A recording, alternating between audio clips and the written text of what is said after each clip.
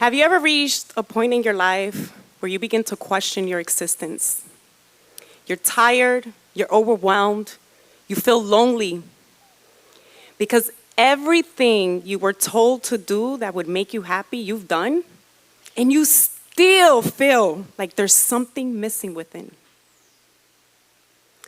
I am a New York-born daughter to Dominican immigrant parents, and they believe fiercely in the American dream. They raised me with a simple formula for happiness. Ve a la escuela, saca buenas notas, comienza una carrera, comienza tu familia y todo te irá bien. At home, I was being raised with Dominican values. Tener fe en Dios, unión de la familia, resiliencia en la vida. But outside, I was being absorbed by American values. Overachieving, being productive, being independent, and the biggest one, you have to be successful. And so I integrated these values. I'd follow the formula. I went to school, I graduated, I started a career, I had my daughter. But there was still something missing. And don't get me wrong, my daughter was my first definition of unconditional love. She is love beyond language. But there was still this little voice inside that would whisper, is this all there is to life? And so I had to ask that voice a question that I'm going to ask all of you. What if that feeling of disconnect, that feeling of loneliness, is not personal failure? What if it's cultural amnesia? See, as humans, we are a mirror of this earth we live in. And for some reason or another, we've disconnected ourselves so much so that it reflects on all of the global collapse that's happening in our ecosystem. The Amazon forest on fires, the oceans that are polluted and killing thousands of species.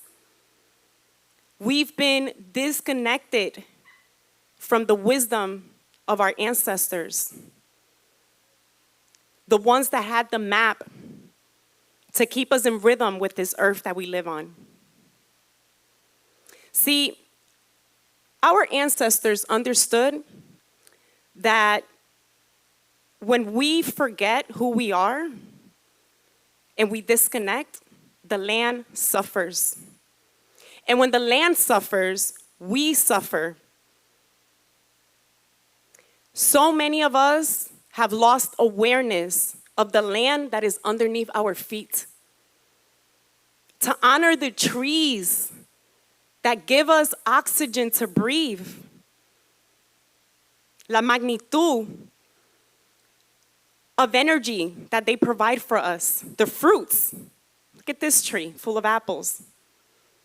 El agua que nos nutre, nos quita la sequía. Nutre a nuestra tierra que nos da la comida que comemos. When was the last time you thanked the water before you drank it? So many of us have disconnected from ancestral wisdom. And perhaps this is the same reflection, the same mirror that is causing the earth to shift the way that it's shifting. And so I recognized that something was really wrong with me. Not because I looked broken on the outside, but because everything I did didn't bring me happiness. At least not long-term happiness. And so I began to search for answers. And the doctors, they told me medication was going to help me. But that is not the way of my lineage. Yo, cogiendo medicina, temporariamente, eso no me iba a ayudar. And I wasn't trying to be a rebel, but I was already feeling disconnected. So why would I take medication that was going to just make me numb? So I continued searching. And I stumbled across the journey of studying alternative medicine, holistic health. And I became connected to something very unexpected: ancestral wisdom, especially the wisdom of the Arawaks, the indigenous Afro-Caribbeans of this island, my ancestral island.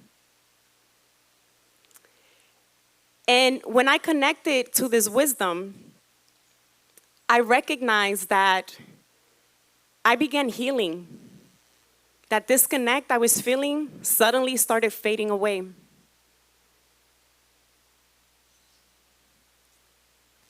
Because, see, our ancestors, they understood the importance of being in rhythm with the earth. They understood that the earth wasn't just a resource, it was a relationship.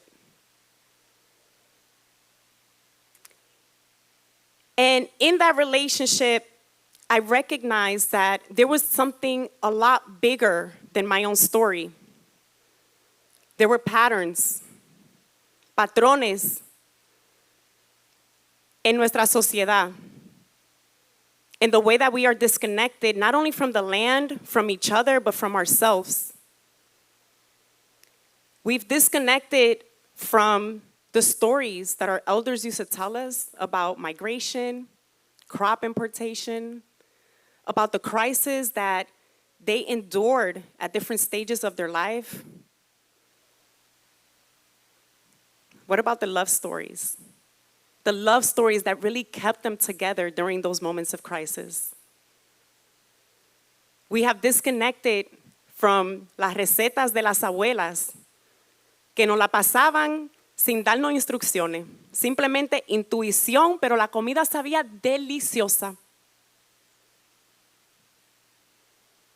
What about the songs that were sung to babies so that they understood belonging before they understood language? These are the things that we have lost rhythm with. Elders, they've been replaced with influencers. Traditions, they've been replaced with trends. Rituals have been replaced with routines. And being present, that's not even a thing anymore. It's all about productivity. Do. You gotta do. We have lost connection with the ways of our ancestors. And that is what keeps us disconnected. Not only from ourselves, from each other, but mainly from this land, our home. This is home.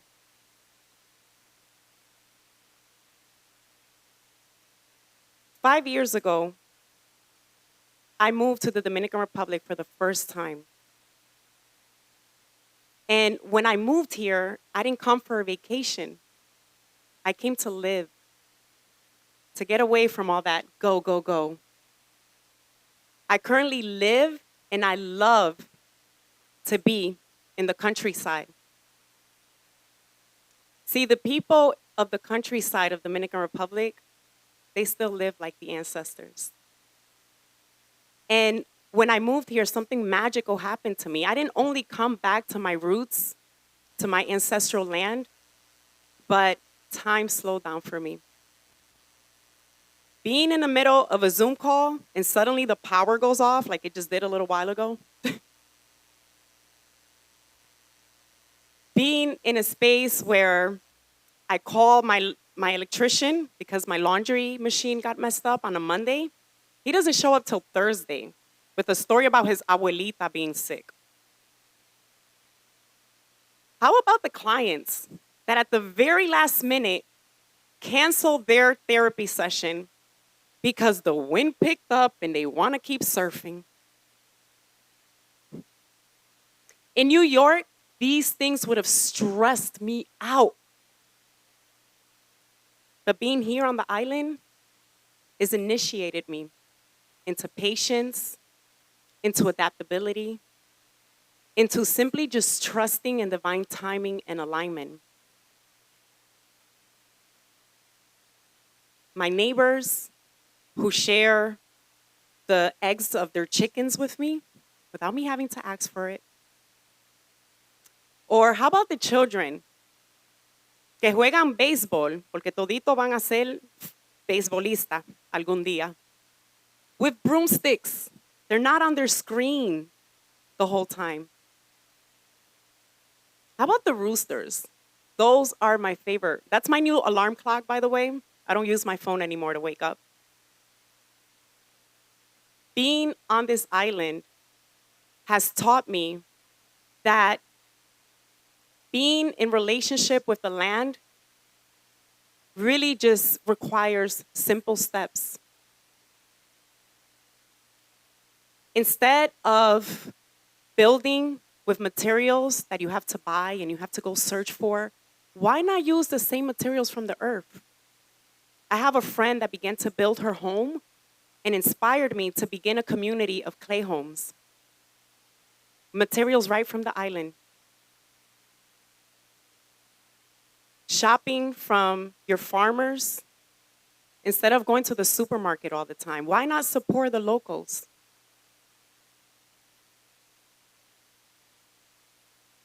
Creating small rituals, like waking up in the morning and instead of grabbing your phone right away, connect with the sun. Give gratitude to the 7 directions, the east, the north, the west, the south, the creator above, this land, and to your heart.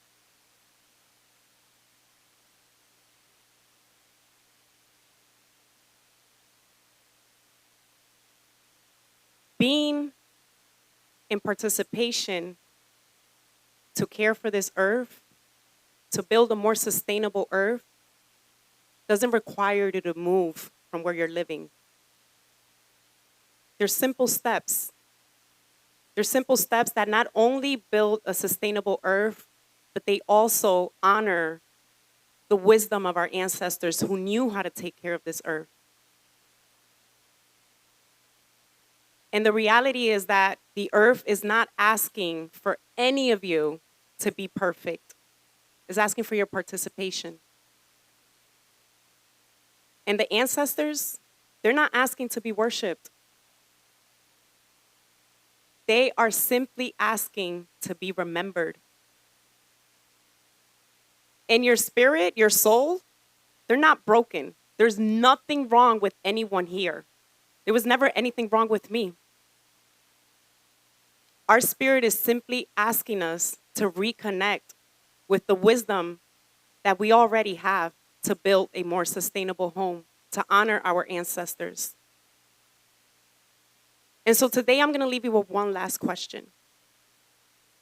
What are the steps that you can each start taking to be a support to this earth, to our home that we live in, and to begin to honor your ancestors? Thank you.